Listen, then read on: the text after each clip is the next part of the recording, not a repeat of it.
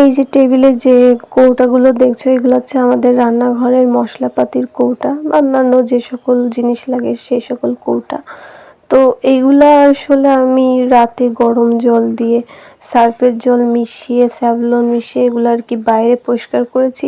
কারণ অনেক সময় রান্নার জন্য এগুলোতে তেল কালি ছিটে আসে, তারপর ধুলাবালি পড়ে, তো পরিষ্কার রাখলে হয় কি রান্না করতেও মুড আসে। মানে আমার ক্ষেত্রে হচ্ছে এইগুলা পরিষ্কার থাকলে রান্না করতে ভীষণ ভালো লাগে, এটা সবার ক্ষেত্রেই। তো যেহেতু আমার মা চাকরি করে, অনেকেই জানো, এই জন্য কিন্তু সময় পায় না এগুলো পরিষ্কার করার। সব সময় দেখা যাচ্ছে মাসে একদিন আমাদের করা লাগে, হ্যাঁ কি 15 দিন পর। তো ভাবছি আজকে তোমাদের সাথে ডেইলি অ্যাক্টিভিটিস শেয়ার করব যে আমি বাসায় থেকে কি কি করি। আমি যখনই বাসায় থাকি তখনই আমি চেষ্টা করি বাসার সব কিছু পরিষ্কার পরিচ্ছন্ন রাখার। সেটা হোক রান্নাঘর, হোক ফ্রিজ, হোক কোনো আসবাবপত্র, বা আমার রুমটা আমি বেশি সবসময় পরিষ্কার রাখার চেষ্টা করি, গুছায় রাখার চেষ্টা করি। তো পরের দিন সকালে আমি ঘুম থেকে উঠে ফ্রেশ হয়ে খাওয়া দাওয়া করে তো সবার ফার্স্টে আমি যে কাজটা করি সেটা হচ্ছে ঘরের ঝুল ভাঙা। আমার মনে হয় আগে ঘরের ঝুল ভেঙে তারপর ধোয়া মোছা অন্যান্য পরিষ্কারের কাজ করা উচিত। আর তাছাড়া ঝুল কিন্তু এই 7 দিনের পরেই আবার হচ্ছে মাকড়সার বাসা বাঁধে। তো অনেক সময় দেখা যাচ্ছে বিশেষ করে রান্নাঘরে ঝুল না ভাঙলে হচ্ছে অনেক সময় খাবারের ভিতর উপর থেকে অন্যান্য পোকামাকড় মাকড়সা এইসব পড়তে পারে। তো এগুলো হচ্ছে ঘেন্নাও লাগে, আবার এগুলো কিন্তু ক্ষতিকরও স্বাস্থ্যের জন্য। তো এগুলো পরিষ্কার রাখা ভালো। তো আমি ঝুল একদমই দেখতে পারি না, তো যখনই সুযোগ পাই বাসায় থাকি তখনই কিন্তু আমি ঝুল পরিষ্কার করি। বাবাও করে, মাও করে, মানে যে যখন আর কি সময় পায়। তো এখানে কিন্তু আমি সবকিছু পরিষ্কার টরিষ্কার করে তারপর রাইস কুকার যেখানে যেরকম ছিল রাইস কুকারটাও মুছে পরিষ্কার করে সেখানে সেভাবে রেখে সেট আপ করে তারপর ভাত তুলে দিয়েছি। তো দেখো এই যে ভাত হচ্ছে। তো বিষয়টা হচ্ছে আমার মা কিন্তু কখনোই আমাকে কাজ করতে বলে না ছোট থেকেই এই পর্যন্ত। এখন দু এক সময় যখন একদমই পারে না তখন বলে যে তুই একটু হেল্প করে দে। তো আমি মানে যখনই বাসায় থাকি তখনই চেষ্টা করি মাকে হেল্প করে দেওয়ার যতটা পসিবল। তো বাসায় যখনই থাকি তখন কিন্তু আমি এগুলো ধোয়া মোছা। তো যাই হোক, আমি ঝুল ঝাড়ার পর কিন্তু পুরো রান্নাঘরটা পরিষ্কার করছি। যেহেতু আমার মশলা আগে থেকে পরিষ্কার করাই ছিল সেই জন্য হচ্ছে আমার কাজ একটু কমই ছিল। আমি জাস্ট ফ্লোর আর হচ্ছে দেওয়ালটা সার্ফের জল দিয়ে গরম জল আর স্যাভলন মিশিয়ে ভালোভাবে পরিষ্কার করে নিয়েছি, এই যে দেখতেই পাচ্ছ। আর এই কাজটা করা কিন্তু রেগুলার সম্ভব না, এটা হচ্ছে মাসে একদিন আমাদের করা হয় বা 2 মাস পর করা হয়। আর যাদের বাসায় কাজের লোক আছে তাদের তো এগুলো করা লাগে না, কিন্তু আমাদের এগুলো করা লাগে।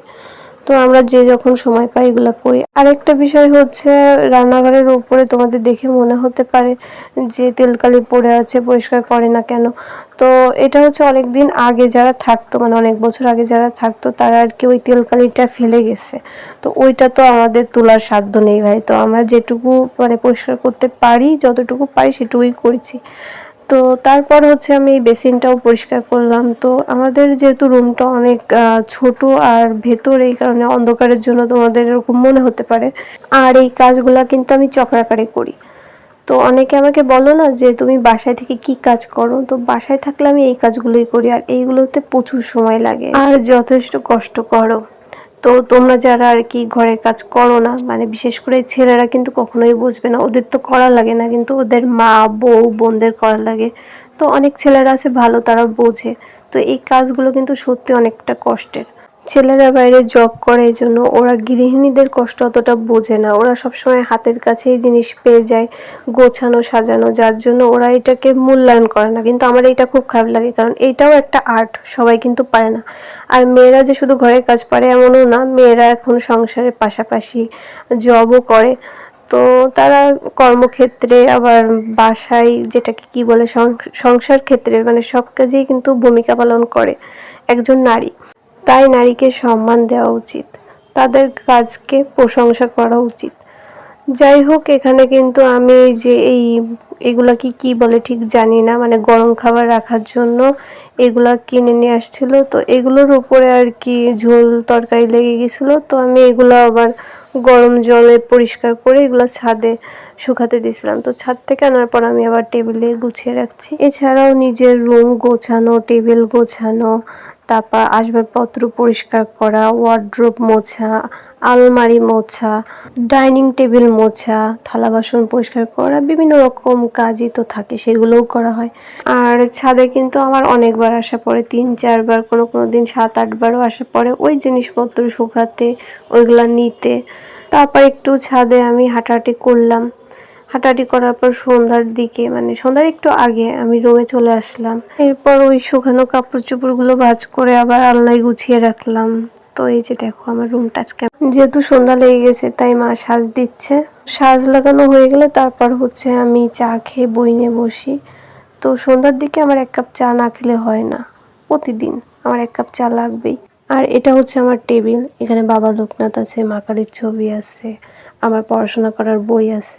তো এই টেবিলটা আমার অনেক প্রিয়। যাই হোক, আজকের ভিডিওটা এ পর্যন্তই, আর লং করছি না। তোমরা যারা আমার ভিডিওটা ধৈর্য সহকারে দেখছো শুনছো তাদের সবাইকে অনেক ধন্যবাদ। সবাই ভালো থেকো, সুস্থ থেকো, আর বেশি বেশি করে বাদাম খেও। টাটা।